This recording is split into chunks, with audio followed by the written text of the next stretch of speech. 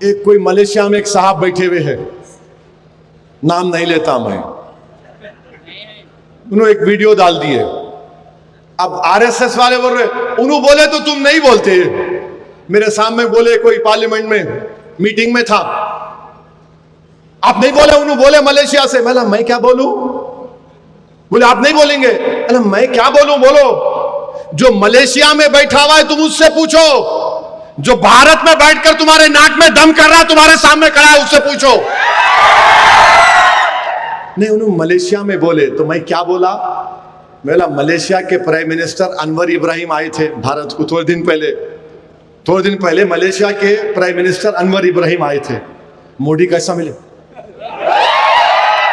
लग जा गले। उनको बोलना था कान में, उसको जरा भिजा दो है इंडिया को, उसको नहीं बोले। अच्छा, अनवर इब्राहिम भी बड़े चालाक हैं, उनको गाना गाओ बोले तो अनवर इब्राहिम जो है दिल्ली में गाना क्या गाए? दोस्त दोस्त ना रहा, प्यार प्यार ना रहा। मैं बोला ओफो, कहीं पे निगाहें कहीं पे निशाना अनवर इब्राहिम। एक जालिम महाराष्ट्र में रसूलुल्लाह सल्लल्लाहु अलैहि वसल्लम में गुस्ताखी करने की कोशिश करा, कभी नहीं बोला गुस्ताखी किया, गुस्ताखी करने की कोशिश करा। अगर कोई वो दीवाना आसमान को देख के थूका तो थूक भी किस पे गिरता? कोशिश किया तो हाजी शहजाद अली जो है 20,000 स्क्वायर फीट का अपना नया घर बनाए, एहतजाज किए उस मलून के खिलाफ। अच्छा, जो रसूलुल्लाह सल्लल्लाहु अलैहि वसल्लम की शान में गुस्ताखी करता, उसको कुरान क्या बोला मालूम आपको? वलीद बिन मुगीरा, नाम याद रख लो। ये रसूलुल्लाह सल्लल्लाहु अलैहि वसल्लम की शान में गुस्ताखी किया तो रसूलुल्लाह सल्लल्लाहु अलैहि वसल्लम बोले कि इसमें कई ऐब है, गलतियां हैं। उसको बुला के बोले तेरे में ये ऐब है, तेरे में ये ऐब है, मानते गया। बाद में अल्लाह के रसूल सल्लल्लाहु अलैहि वसल्लम बोले तू अपने बाप की औलाद नहीं है, तू अपने, नहीं कुरान में है ये, पूछो तुम अपने बाप की औलाद नहीं है। वो अपनी जाके अपनी अम्मा से पूछा, अम्मा बताओ सही सही बोलो क्या ये सच है? तो बोले हाँ, मैं अपना मुंह काला करके तेरे को पैदा करी। तो जितने भी दुनिया में अल्लाह के रसूल सल्लल्लाहु अलैहि वसल्लम की शान में गुस्ताखी करने की कोशिश कर रहे हैं, वो तमाम के तमाम वलदुल हराम है। कुरान बोल रहा हूं, मैं अपनी कुरान की बात कर रहा हूं, फ्रीडम ऑफ रिलीजन। तो खैर हाजी शहजाद अली एहतजाज किए, पुलिस को मेजर दिए, गड़बड़ हो गई, उन्होंने समझाए, पत्थर फेंक दिए। तो मध्य प्रदेश की पुलिस बुलडोजर ले जाकर 20,000 स्क्वायर फुट का घर तोड़ दिए, 20,000 स्क्वायर फुट का। हाजी शहजाद अली ने बयान दिया कि मैं अल्लाह के रसूल सल्लल्लाहु अलैहि वसल्लम की अजमत के लिए एहतजाज किया। एक 20,000 स्क्वायर फुट का घर क्या, ऐसे 10 घर में आका पर कुर्बान करता हूं। मगर मेरे भाई हाजी शहजाद अली का नुकसान हो गया। नए घर में सामान रख रहे थे, बीजेपी की जालिम हुकूमत ने घर को तोड़ दिया। मोदी के बुलडोजरों ने मुसलमानों के घरों को निस्तो नाबूद कर दिया। मोदी के बुलडोजरों ने मुसलमानों के घरों को चुन चुन कर, एक मोहल्ले में 20 घर है तो एक मध्य प्रदेश का डीएम बोल रहा है कि सिर्फ मुसलमानों के घर को तोड़ूंगा, सिर्फ मुसलमानों के घरों को तोड़ दिया जा रहा है। और फिर कोई एक महाराष्ट्र में बोल रहा है कि मस्जिद में घुस के मारूंगा। सुनिए सुनिए, मस्जिद में घुस के मारूंगा। प्राइम मिनिस्टर, क्या कानून उसके पर लागू नहीं होगा जो कह रहा है कि मस्जिद में घुस के मारूंगा? क्यों कह रहा है वो? क्योंकि जानता है कि मोदी इख्तिदार पर है, इसीलिए मस्जिद में घुस के मारूंगा। मेरे भाई, इस मुल्क में मुसलमानों के खिलाफ जो नफरत के मजाहरे किए जा रहे हैं, मैं बार बार कह रहा हूं, ये वही तारीख को दोहराई जा रही है जो हिटलर के जमाने में होती थी। हिटलर के जमाने में हिटलर यहूदियों पर ऐसा ही जुल्म करता था, इनके घर को तोड़ दो, इनके कारोबार को तोड़ दो, इनको मुल्क का दुश्मन करार दो, इनके खिलाफ पिक्चरें बनाओ। अब तो जजेस भी बोलना शुरू कर दिए, लॉर्डशिप भी बोलना शुरू कर दिए। मेरे भाई जागो, मुत्तहिद हो जाओ। ये नफरत जो मुसलमानों के खिलाफ पैदा कर दी गई है, अब कोई बोलने के लिए तैयार नहीं है। महाराष्ट्र में कोई सेकुलर पार्टी का लीडर उस जालिम के खिलाफ बोलने के लिए तैयार नहीं है जिसने हमारे आका मोहम्मद सल्लल्लाहु अलैहि वसल्लम के शान में गुस्ताखी करने की कोशिश की। सिवाय इम्तियाज जलील के कोई आवाज नहीं उठा रहा है। मैंने इम्तियाज जलील से कहा, मजलिस के जिम्मेदारों से कहा, अपना फर्ज आप निभा रहे हैं, अल्लाह आपको सलामत रखे, अल्लाह आपकी कोशिशों में बरकत अता करेगा, अल्लाह कामयाब करेगा। मेरे अजीज दोस्तों और बुजुर्गों, फिर आप ये भी देखते हैं कि लोग हमारे मुल्क में एक कानून बना रहे हैं, कोशिश कर रहे हैं कि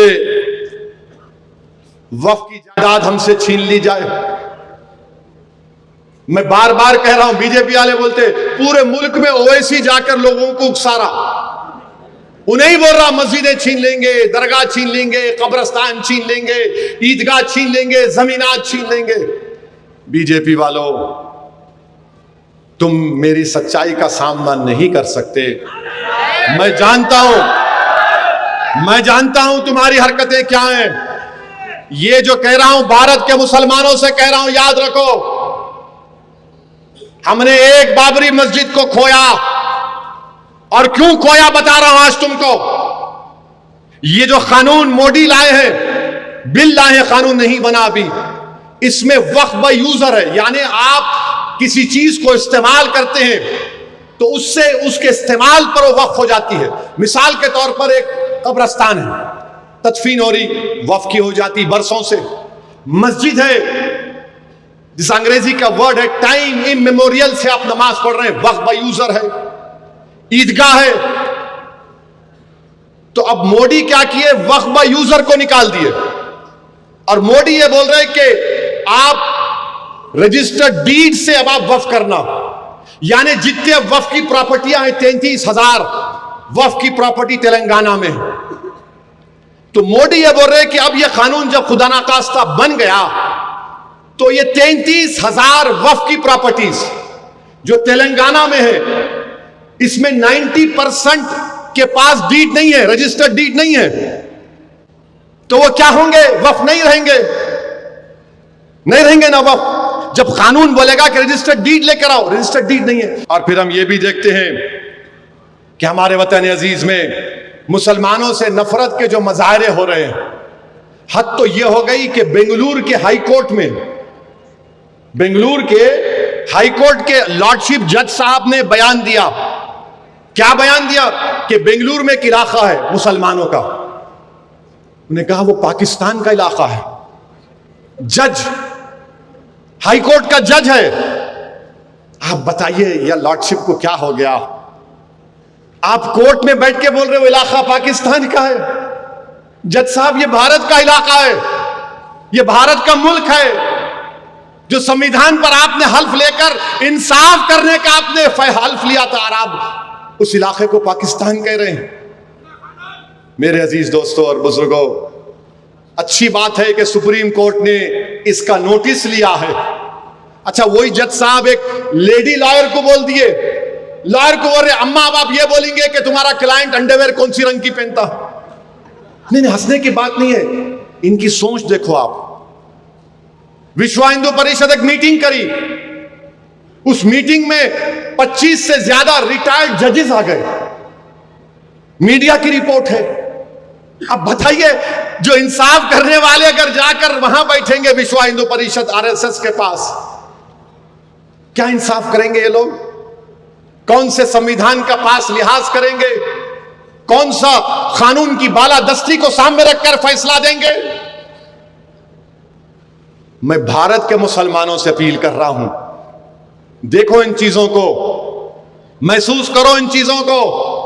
और फिर हम नहीं देखते कि एक करीमनगर का एमपी है जो भारत की कैबिनेट में विजारत दाखिला का मंत्री है, करीमनगर में बोल रहा है कि भारत के मदरसों में AK-47 सिखाया जाता झाड़ू के साथ। अरे तुम होम मिनिस्टर हो, इतनी नफरत तुमको क्यों है करीमनगर के MP? AK-47 मदरसों में सिखाया जाता। राजा राम मोहन राय, मुंशी प्रेमचंद मदरसों में नहीं पढ़े थे? ये कह रहा है मदरसों में AK-47 सिखाया जाता। सुनो करीमनगर के MP, तुम्हारी RSS आजादी की लड़ाई में कोर अदा नहीं की थी।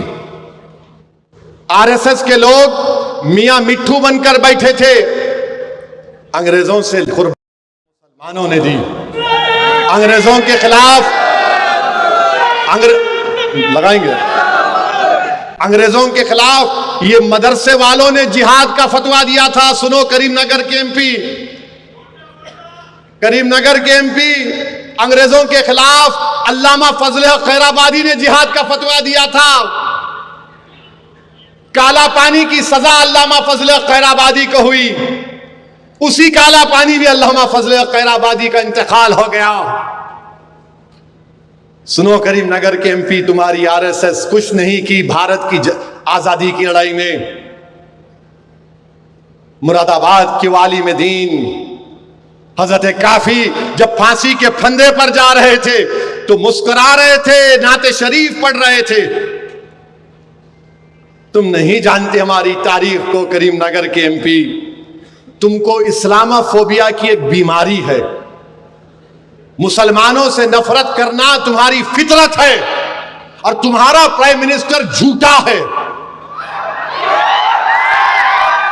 सबका साथ, सबका विकास, सबका विश्वास, और ये करीमनगर का इनका कैबिनेट का मंत्री AK-47 सिखाया जाता कहते। अरे तू कैका होम मिनिस्टर है, उस मदरसे में AK-47 निकाला तू? कौन से मदरसे में AK-47 है? हमारे मदरसों में मुड़ी, हमारे मदरसों में बच्चों को जबान से नरम गुफ्तगू करना सिखाया जाता। हमारे मदरसों में बच्चों को अल्लाह का खौफ पैदा किया जाता और मोहम्मद सल्लल्लाहु अलैहि वसल्लम पर मर मिटने का जज्बा सिखाया जाता है। ये हमारे मदरसे।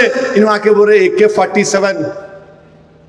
अच्छा, AK-47 आप होम मिनिस्टर है ना, मणिपुर में 800 हथियार पुलिस के लेके भाग गए, अब तक नहीं मिले। अरे जाना वहां पे मणिपुर को तू।